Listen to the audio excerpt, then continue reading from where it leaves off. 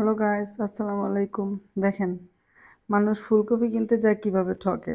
মানে আমি ঠকছি, সবাই তো আর হয়তো বা ঠকে না। আমি খিলগাঁও তালতলা থেকে প্রতিনিয়ত এখান থেকে আমি বাজার করি, তালতলা মার্কেট থেকে।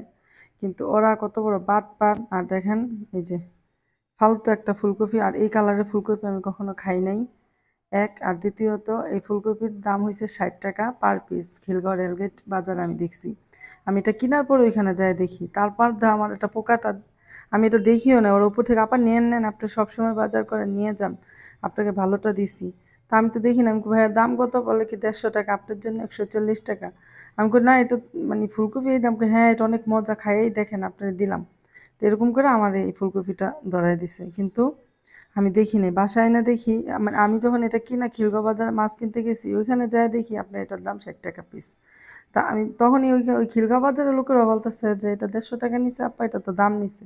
আমি কই না, এটা নতুন ফুলকপি। কিন্তু নতুন ফুলকপিতে ঠকে গেলাম। আর এই যে দেখেন, দিছে তো দিছে, যাক 150 টাকা তো বড় কথা নাই। যে দেখেন, এটা পুরাটাই পোকা।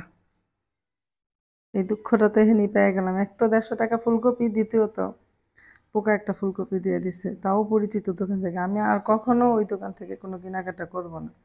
আর আপনারা আমার মতো ঠকেন না, এটা দেখানোর বিষয় হলো আমি ঠকছি তাই।